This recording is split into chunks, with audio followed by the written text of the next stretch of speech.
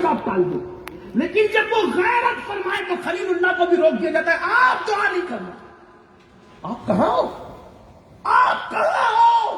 کہاں خلیل اللہ؟ خلیل کہتے گہرے دوست کو. ان کو روکا جب میں نے فیصلہ کیا تو اب آپ نے دعا نہیں کرنا.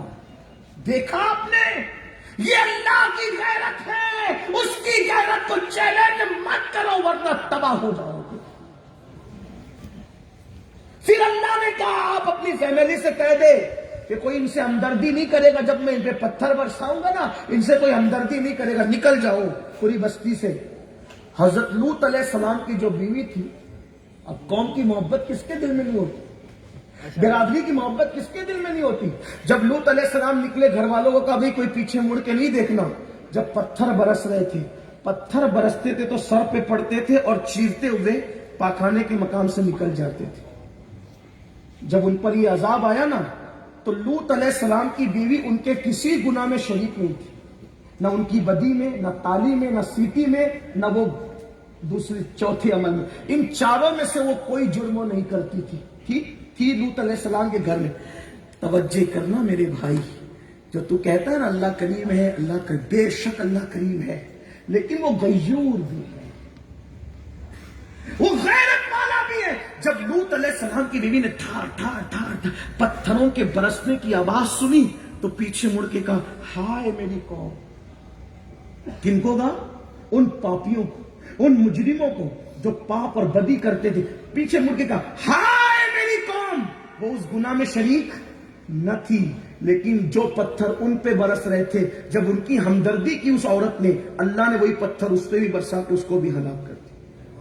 جب نبی کی بیوی پہ پتھر برس سکتا ہے گناہ کرنے کی وجہ سے نہیں, گنہگاروں کی ہمدردی کرنے کی وجہ سے. ہم کہاں میرے بھائی؟ اب آپ سوچو اور جا کے گھر غور کرنا. یہ جو تم سوچتے ہو نا کہ اللہ کریم ہے, بے شک وہ کریم ہے لیکن وہ غیور بھی ہے. ایک اور بات, اب اللہ سے راضی کہ ناراض, جو میں نے شروع میں کہا یہ دیکھنا ہوگا اللہ راضی ہے کہ ناراض. اس پہ غور کریں. بنی اسرائیل میں ایک شخص تھا, وہ بہت پاپ کرتا تھا, گناہ کرتا تھا, عیاشی اور آوارگی کرتا تھا. ایک دن اس نے اپنے دوستوں میں کہا یار میں کتنے گناہ کرتا ہوں. جیسے آج کل نہیں لڑکے فخر سے جب کوئی گناہ کر کے آتے تو دوستوں میں بیان کرتے, حالانکہ جو گناہ کر کے بیان کرے وہ ڈبل گنہگار. ایک تو گناہ کا اور ایک تو اظہار گناہ کا. اظہار گناہ بھی گناہ. ٹھیک, لوگ فخر سے کہتے ہیں میں ایسا کر کے دوستوں میں بیان کرتے ہیں. اللہ کی پناہ, اللہ رحم فرمائے. تو اس نے فخر سے کہا دیکھو میں کتنے گناہ کرتا ہوں لیکن اللہ مجھ پہ عذاب نازل نہیں کرتا. توجہ یہاں سے لے کے وہاں تک, میں بھی اور آپ سب بھی, میری قوم کے جوانوں, خدا تجھے کسی طوفان سے آشنا کر دے کہ تیری بحر کی موجوں میں اضطراب. اللہ دلوں میں انقلاب پیدا کر دے اس محفل سے, اللہ والوں کی برکت سے, حضور علیہ السلام کے ذکر پاک کی برکت سے اللہ دل بدل دے. اگر ہمارے دل بدل گئے تو اتنے ہی نوجوان پورے ملک میں انقلاب کے لیے کافی ہے. انقلاب کے لیے بہت زیادہ لوگوں کی ضرورت نہیں ہے. اللہ اکبر. تو جب اس نے کہا کہ میں کتنے جرائم اور گناہ کرتا ہوں لیکن اللہ کا عذاب مجھ پر نہیں آتا, تو اللہ نے اس دور کے نبی پر وحی نازل فرمائی. کہا اس بدبخت سے جا کے پوچھو کیا کبھی اس کو میری یاد میں رونا نصیب ہوا؟ کیا اس کو کبھی میری بارگاہ میں کھڑے ہو کے عبادت کرنا نصیب ہوا؟ کیا اس کے دل میں اس نے کبھی نرمی محسوس کی؟ جب وہ نبی وہاں پہنچے اور کہا تو کہتا اللہ نے تجھ پہ عذاب نازل نہیں کیا اتنے پاپ کرنے کے بعد, اتنے جرائم کرنے کے بعد, تو اللہ تجھ سے پوچھتا ہے کیا کبھی تجھے اللہ کے لیے رونا نصیب ہوا؟ کیا کبھی تجھے اللہ کی عبادت کی توفیق نصیب ہوئی؟ کیا تو نے اپنے دل میں کبھی نرمی محسوس کی؟ اس نے کہا نہیں, نہ کبھی مجھے اللہ کے لیے رونا آتا ہے, میرے دل میں تو میں سختی محسوس کرتا ہوں, اللہ کی عبادت کی طرف کبھی میری طبیعت مائل نہیں ہوتی. تو اس دور کے نبی نے کہا بدبخت, اس سے بڑھ کر اللہ کا عذاب کیا ہوگا. اس لیے کہ اللہ جس سے ناراض ہوتا ہے اس سے لقمہ نہیں چھینتا, اللہ جس سے ناراض ہوتا ہے اس سے عبادت کی توفیق چھین لیتا ہے. اب مجھے بتاؤ ہم سے اللہ راضی ہے کہ ناراض ہے؟ کورونا کی وبا آئی, اللہ اکبر, قہر مچا کر کے چلی گئی. قیامت سے پہلے قیامت صغری آئی. بیٹے نے باپ کو کاندھا نہیں دیا, باپ نے بیٹے کو کاندھا نہیں دیا, بیوی شوہر کے جنازے پہ نہ جا سکی. تم یہ سب دیکھ کر بھی نہیں سدھرے, تمہاری زندگی میں انقلاب نہیں آیا. پھر وہی کانوں میں ایئر فون لگا کر گانے، پھر وہی عورتوں پہ بدکاری کی نظریں، وہی عورتوں پہ بدی کی نظریں، وہی مسجدوں سے دوری، وہی اللہ سے دوری۔ میرے عزیز کب تک اللہ سے دور رہے گا؟ میری آخری بات اب اپنے دل کے کانوں سے سن لو، آؤ میرے اللہ کی طرف پلٹ آؤ۔ وہ بہت غیور ہے لیکن بڑا کریم بھی ہے، اس نے توبہ کے دروازے کھول رکھے ہیں۔ میرے عزیز جان لینا، تم نے سب سے پیار کیا، کبھی میرے اللہ سے بھی پیار کر کے دیکھو۔ تم سب کے لیے رو چکے، کبھی میرے اللہ کے لیے بھی رو کے دیکھو۔ تم نے سب سے رشتے جوڑے، کبھی میرے اللہ سے بھی رشتہ جوڑ کے دیکھو۔ یار سب سے دوستی کرنا مشکل ہے، میرے اللہ سے دوستی کرنا بہت آسان ہے۔ سب کو منانا مشکل ہے، رب کو منانا بہت آسان ہے۔ تم نے کچھ بھی کیا ہو، کچھ بھی کیا ہو، تم نے کیا، ہم نے کچھ بھی کیا ہو، میرا اللہ جب رات کا آخری حصہ آتا ہے تو اپنی رحمت کی چادر پھیلا کر کے کہتا ہے، اے رات کے پاپیوں، صبح ہونے سے پہلے پہلے توبہ کر لو تاکہ میں تمہیں معاف کر دوں۔ اور جب شام ہوتی ہے تو سورج غروب ہونے سے پہلے رحمت کی چادر پھیلا کر کے کہتا ہے، اے دن کے پاپیوں، آؤ نا معافی مانگ لو تاکہ میں تمہیں معاف کر دوں۔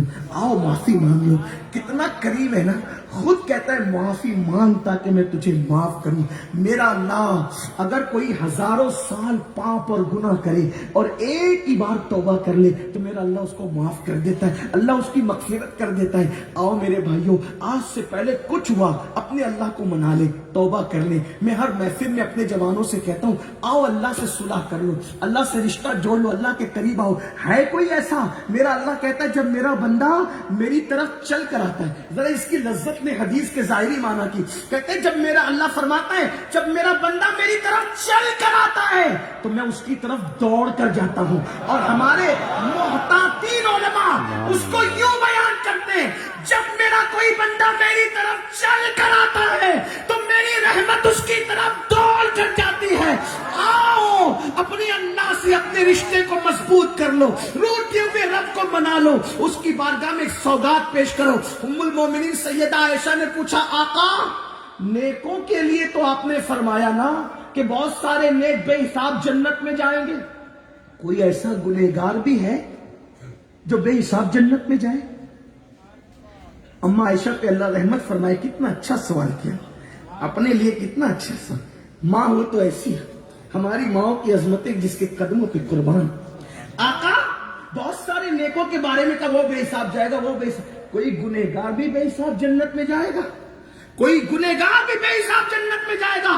آقا نے فرمایا، ہاں عائشہ، جو رات کی تاریکی میں اکیلے میں اپنے گناہوں کو یاد کر کر کے روتا ہوگا، اللہ اس کو بے حساب جنت میں داخل فرمائے گا۔ سبحان اللہ، سبحان اللہ۔ پیسوں کے گم ہو جانے پہ بہت رو لیا، دوستوں کی جدائی پہ بہت رو لیا، کاروبار میں نقصان ہونے پہ بہت رو لیا، ایگزام میں ناکام ہونے پہ بہت رو لیا۔ اب کبھی اپنے گناہوں پر بھی رو کر کے دیکھو، کتنا سستا سودا ہے، وہ تو نہایت سستا سودا بیچ رہے ہیں جنت کا، ہم مفلس کیا مول چکائے، اپنا ہاتھ ہی خالی ہے۔ ایک روایت اپنے الفاظ کے جامع میں پڑھ کے بات ختم کر دوں۔ آؤ کتنا بھی گناہ کیا، جو کیا توبہ کریں، سچی توبہ۔ اچھا توبہ کیا ہے؟ استغفار کی تسبیح لے کے بیٹھنا، اس کا نام توبہ نہیں۔ کان کھینچنا، گال پیٹنا، اس کا نام توبہ نہیں۔ توبہ کیا ہے؟ اللہ سے عہد کیا، مولا میں نے گناہ کیا تو مجھے معاف کر، اب نہیں کروں گا، یہ توبہ ہے۔ اور پھر اس راستے کبھی مت جانا جیسے بکری کے تھن سے دودھ نکلنے کے بعد دوبارہ اسی سوراخ سے کبھی دودھ تھن میں جا سکتا ہے؟ تو جیسے بکری کے تھن سے دودھ نکل کر دوبارہ اسی سوراخ سے نہیں جاتا، ایسے ہی گناہ سے نکلنے والا پھر دوبارہ گناہ کے راستے پہ نہ جائے، اسے کہتے توبہ۔ اور جو ایسی توبہ کرے اللہ اس کے بارے میں کہتا ہے، ان اللہ یحب التوابین، ایسی توبہ کرنے والوں کو اللہ اپنا محبوب بنا لیا کرتا ہے، اللہ اپنا ولی بنا لیا کرتا ہے۔ جو روایت پڑھنی تھی وہ یہ پڑھ دیتا ہوں مختصر الفاظ میں، اپنے الفاظ کے جامع میں، مجھے بہت پسند ہے کیونکہ میں خود گنہگار ہوں، تو مجھے معافی کی باتیں بہت پسند، مجھے بہت پسند ہے، اور اللہ معافی کی اور رحمت کی باتوں کو پسند کرتا، کیونکہ میں آپ کے ساتھ ہوں، آپ لوگ مجھ سے بہت اچھے ہو۔ یہ تو علماء نے بٹھا دیا بیان کرنے تو بیٹھ گیا، لیکن آپ مجھ سے اچھے ہو۔ میں تو سوچتا ہوں کہ آپ کے صدقے اللہ مجھے جنت عطا کرے، آپ بہت اچھے حضور کی امت ہو, حضور سے محبت کرتے ہو. ایک روایت میں آیا ہے, حدیث پاک کا مفہوم ہے جس کو اپنے الفاظ کے جامع میں پیش کروں. فاروق اعظم سیدنا عمر ابن خطاب حضور کے گھر کے اندر آنے لگے تو دیکھا کہ دروازے پہ ایک جوان بیٹھا ہے اور وہ جوان بیٹھ کر اپنے سر پہ خاک ڈال رہا ہے, خاک رو رہا ہے, خاک ڈال رہا ہے. فاروق اعظم نے پوچھا کیوں روتا ہے, حضور کے در پہ بیٹھ کے روتا ہے. اس نے کہا کہ عمر ایک بار اجازت لے دو کہ حضور مجھے اندر آنے دے, حضور سے کچھ بات کر. سرکار سے اجازت لی. فاروق اعظم نے کہا بلا اس کو. وہ نظریں جھکا کے رو پڑا, آقا میرے لیے مغفرت کی دعا کر, میں بہت پاپی ہوں آقا, میں بہت بڑا مجرم ہوں آقا, میرے لیے دعا کرے کہ اللہ مجھے معاف کر. آقا نے پوچھا کیا کیا تم نے؟ حضور میرے اندر ہمت نہیں ہے کہ میں آپ سے عرض کروں کہ میں نے کیا کیا ہے, مگر بس اتنا ہے کہ میں بہت پاپی ہوں, بہت گنہگار ہوں. آقا نے کہا بتا نا تو نے کیا کیا؟ حضور میں نہیں ہمت پاتا, نہیں بیان کر سکتا. سرکار نے فرمایا کیا تیرا گناہ آسمانوں سے بڑا ہے؟ ہاں آقا میرا گناہ آسمانوں سے. سمندروں کی جھاگ سے بھی بڑا؟ ہاں. زمین کے ریگزاروں سے بھی بڑا؟ ہاں آقا. کیا تیرا گناہ میرے اللہ کی رحمت سے بڑا ہے؟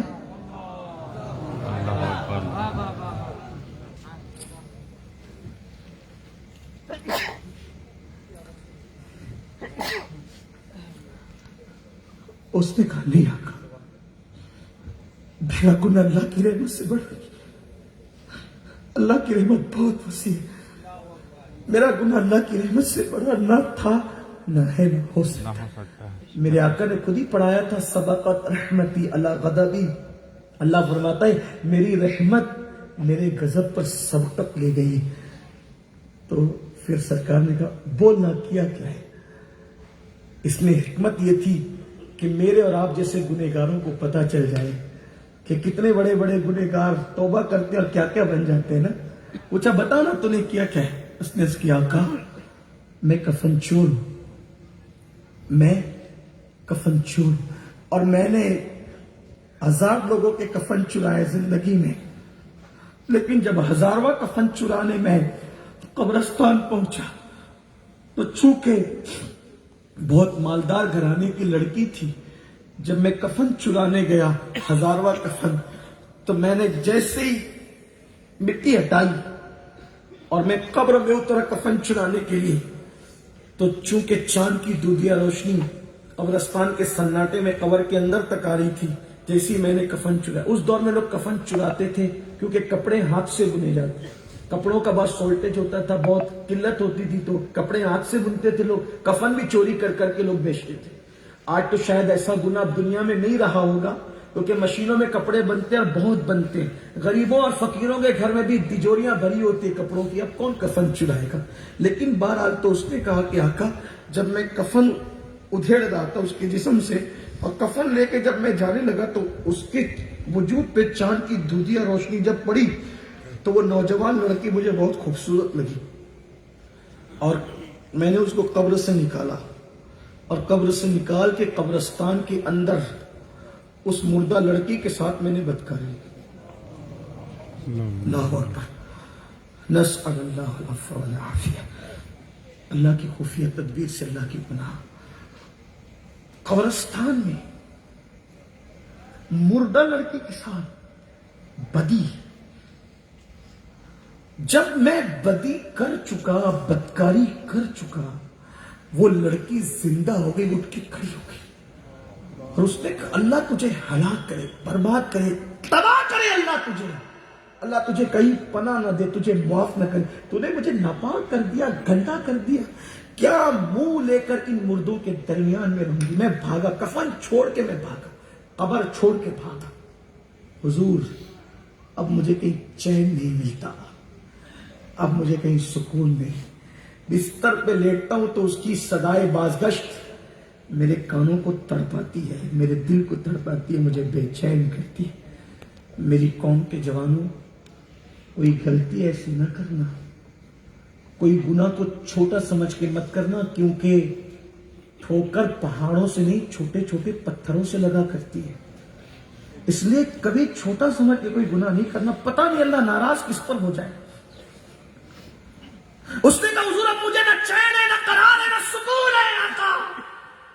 بس اب میں چاہتا ہوں کہ اللہ والا بن جاؤں, توبہ کر لوں. حضور دعا کرے اللہ مجھے معاف کرے. کہتے ہیں کہ جو جتنا بڑا علم والا ہوتا ہے وہ اتنا زیادہ اللہ سے ڈرنے والا ہوتا ہے. علم جتنا ہوگا اتنا ہی اللہ کا خوف بھی ہوگا. اتنا یاد رکھنا, جو جتنا اللہ کا قریبی ہوگا وہ اتنا اللہ کا خوف رکھنے والا ہوگا. اب حضور سے بڑا عالم کائنات میں کوئی نہیں. وَعَلَّمَكَ مَا لَمْ تَكُنْ تَعْلَمْ وَكَانَ فَضْلُ اللَّهِ عَلَيْكَ عَظِيمًا. اے محبوب, ہم نے وہ سب کچھ آپ کو سکھا دیا جو آپ نہیں جانتے تھے. سبحان اللہ. ہر ایک کسی نہ کسی کا شاگرد ہے, ہر ایک کسی نہ کسی کا شاگرد ہے. جو اللہ کا ڈائریکٹ بلا واسطہ شاگرد ہے اس کو محمد الرسول اللہ کہتے ہیں. سبحان اللہ. سبحان اللہ. سبحان اللہ. قرآن ان کے علم کی سند یوں بیان کرتا ہے, الرحمن علم القرآن, کہ رحمان نے قرآن کا علم سکھایا انسانیت کی جان محمد الرسول اللہ. سبحان اللہ. کوئی کہتا ہے میرے علم کا اندازہ لگاؤ کہ میں کتنے بڑے مدرسے میں پڑھا ہوا ہوں, میرا استاد کتنا بڑا ہے. میں کہتا ہوں میرے نبی کے علم کا اندازہ لگاؤ کہ انہوں نے پڑھا کتنے بڑے استاد سے. تو ایشیا کے بڑے مدرسے میں پڑھ کے آتا ہے تو علامت الدہر کہلاتا ہے, اور کوئی کہہ دے کہ مولانا کو فلاں مسئلہ معلوم نہیں تو تیرے دل کو چوٹ لگتی میری توہین کر رہا ہے. ارے تو ایشیا کے بڑے مدرسے سے پڑھ کر آنے پر اگر کوئی تانا دے کہ مولانا کو فلاں مسئلہ معلوم نہیں تو تو اپنی توہین سمجھتا ہے. تو کس منہ سے کہتا ہے کہ نبی کو دیوار کے پیچھے کی خبر نہیں, کیونکہ وہ تو اللہ سے علم حاصل کر چکا ہے. سبحان اللہ. اور شاگرد کے علم میں نقص نکالنا یہ استاد کی طرف انگلی اٹھانے کے برابر ہے. اگر تو مدرسے میں پڑھ کے آئے اور میں تیرے علم میں کیڑے نکالوں تو یہ تیرے استاد پہ انگلی اٹھے گی. اب اگر تو محمد الرسول اللہ کے علم کا انکار کرتا ہے تو نام نہاد توحید والے یہ خدا کی عظمت پر انگلی اٹھ رہی ہے, اور تو کیسا مسلمان ہے کہ اللہ کی عظمت پر انگلی اٹھا ہے. اللہ اکبر. یہ دیکھ ہمارا امام اپنے نبی کا علم کیسے بیان کرتا ہے. کہتے اور کوئی غیب کیا تم سے نہا ہو بلا, جب نہ خدا ہی چھپا تم پہ کروڑوں.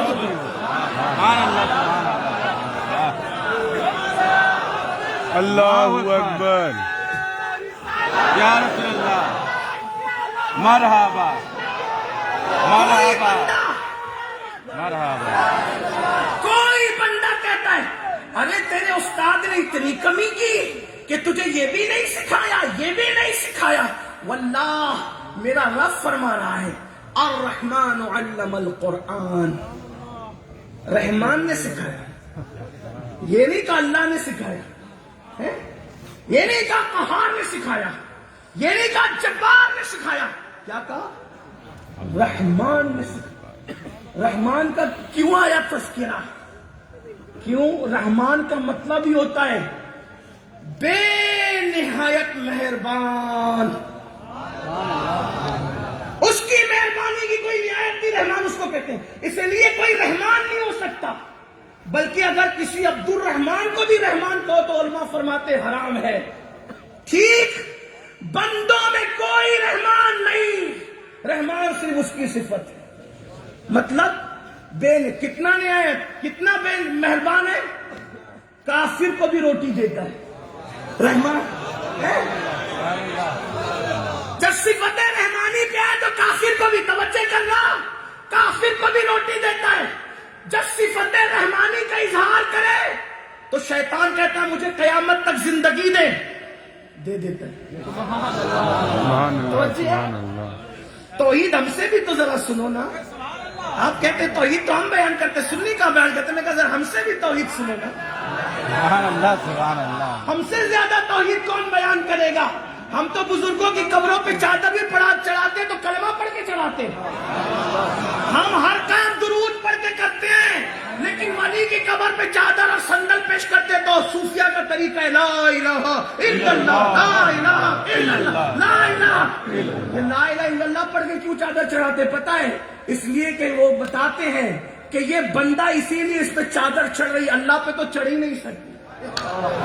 اس لیے چادر چڑھانا شرک نہیں ہے، چادر چڑھانا نفی شرک ہے، یہ بات ہے۔ بہرحال میں اس کی طرف نہیں جاتا ورنہ بات کہیں اور چلے گی۔ تو عرض یہ کر رہا تھا کہ شیطان کہتا ہے مجھے زندگی دے، قیامت تک اللہ نے کہا دیا، پھر کہتا ہے کہ مجھے اتنی طاقت بھی دے کہ میں جہاں چاہوں جس شکل میں چاہوں پہنچوں۔ یعنی اپنے الفاظ کے جامع میں اگر مجازن کہوں تو یہ بھی کہ وہ کہتا ہے کہ مجھے حاضر بھی رکھ اور ناظر بھی رکھ۔ اللہ نے فرمایا دیا۔ اسی لیے تو شیطان کو بہت علم دیا اللہ نے۔ مثال کے طور پہ آپ کے خضر پورہ کے اندر 12:12 پر اگر کوئی مر رہا ہے تو بیٹے کو فون کرنا پڑتا ہے کہ فلاں مر رہا ہے، لیکن شیطان کو کون اطلاع دیتا ہے کہ فلاں مر رہا ہے؟ کوئی اطلاع دیتا ہے اس کو؟ بولو بھائی، آپ حدیث کو مانتے ہو کہ نہیں؟ سب مسلک کے لوگ مانتے ہیں، لیکن جب انسان مرتا ہے تو شیطان آتا ہے۔ بولو آتا ہے کیوں؟ بہکانے کے لیے آتا ہے، بولتا ہے عیسائی ہو جائے یا یہودی ہو جائے۔ اس کو کس نے اطلاع دی؟ فرشتوں نے دی۔ کس نے دی؟ کس نے دی؟ مطلب اللہ نے اس کو اتنا علم دیا کہ کون کہاں مرے گا اس کو پتا ہے، کس کا گھر کہاں ہے اس کو پتا ہے، اس کو بہکانے کے لیے پہنچنا ہے وہاں۔ اور پھر ایک بات اور یاد رکھنا، وہی شیطان 12:12 پہ خضر پورہ میں کوئی مر رہا ہے تو اس کو بھی بہکا رہا ہے۔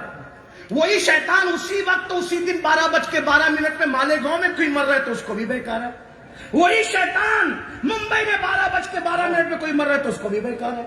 یا اللہ تو کیسا رحمان ہے؟ ایک شیطان، اس کو علم اتنا دے دیا، طاقت اتنی دے دی کہ ایک ہی وقت میں وہ کئی جگہ موجود ہے۔ بولو آج تک اس پہ مناظرہ ہوا کہ شیطان اتنی جگہ موجود ہے؟ کوئی کہتا ہے کہ نہیں موجود ہے۔ شیطان کو اتنی جگہ سب مانتے ہیں کہ نہیں مانتے؟ بولو بھائی، اس پہ کبھی مناظرہ ہوا؟ نہیں ہوا۔ سب مان رہے ہیں کہ یہاں اس کو بہکا رہا ہے، وہاں اس کو بہکا رہا ہے۔ اچھا اسی ٹائم میں سعودی میں کوئی مر رہا ہے، اس کو بھی بہکا رہا ہے، لیکن اس کو اطلاع دی کسی نے نہیں، مگر اللہ نے اس کو اتنا علم دے دیا کہ اس کو پتا چل جاتا ہے، پہنچ جاتا ہے، بہکانے پہنچ جاتا ہے۔ میں کہتا ہوں لوگوں، تم نے اللہ رسول کی کیا قدر کی؟ تم نے اللہ کی کیا قدر کی؟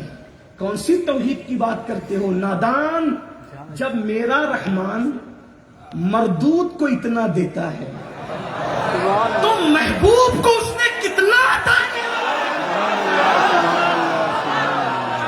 بس نصیب کی بات ہے، بس نصیب کی بات ہے۔ کوئی محبوب کے لیے مانتا ہے، کوئی مردود کے لیے مانتا ہے۔ نصیب اپنا اپنا ہے، نصیب اپنا اپنا ہے۔ بس بات اتنی ہے، بات زیادہ نہیں کرتا۔ تو عرض یہ کر رہا تھا، جس کے پاس جتنا علم ہوتا ہے اس کے پاس اتنا خوف ہوتا ہے، اتنی خشیت ہوتی ہے۔ تو میرے آقا سے بڑا عالم کائنات میں کوئی نہیں۔ تو جب اس شخص نے کہا نا کہ یا رسول اللہ صلی اللہ علیہ وآلہ وسلم میں نے ایسا کیا، بات وہ بھول تو نہیں گئے نا، بس بات ختم کر رہا ہوں، یا رسول اللہ میں نے ایسا کیا، تو آقا پر اللہ کا خوف غالب آ گیا، آقا پر اللہ کا خوف غالب آ گیا۔ اور آقا نے فرمایا جلدی یہاں سے نکل، جلدی نکل، کہیں تیری وجہ سے آگ نہ برس پڑے، جلدی نکل یہاں سے۔ وہ نکل تو گیا، سر پہ کھانک ڈالنے لگا، توبہ کرنے لگا، رونے لگا، خوب گڑ گڑانے لگا۔ 40 دن اسی حالت میں بیتے۔ ایک دن اللہ سے کہا مولا میرا گناہ تیری رحمت سے بڑا تو نہیں نا؟ اور اگر میرا گناہ تیری رحمت سے بڑا ہو گیا ہے، اور ایسا تو ہے نہیں، لیکن پھر بھی اگر میرا گناہ تیری، تو پھر مجھے ایسا عذاب دے کہ نہ مجھ سے پہلے کسی کو دیا، نہ میرے بعد کسی کو دیا، اور میرا گناہ تیری رحمت سے بڑا نہیں اور ہرگز نہیں ہے، تو تیرے محبوب کو بتا دینا کہ تو نے مجھے معاف کر دیا۔ ادھر وہ یہ عرض کر رہا تھا، ادھر جبریل بلبل سدرا آ کے کہتے یا رسول اللہ آپ کو سلام کرتا ہے، اور اللہ سلام کہہ کر آپ سے فرماتا ہے اللہ نے اسے آپ کے صدقے میں معاف کر دیا۔ جبریل اس کو اللہ نے معاف کیا؟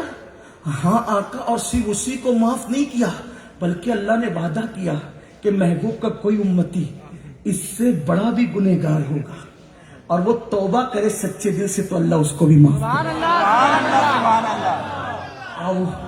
آؤ اپنے اللہ کو منانے، توبہ کرنے، آئیے پڑھ لیں سب مل کر استغفراللہ. استغفرullah.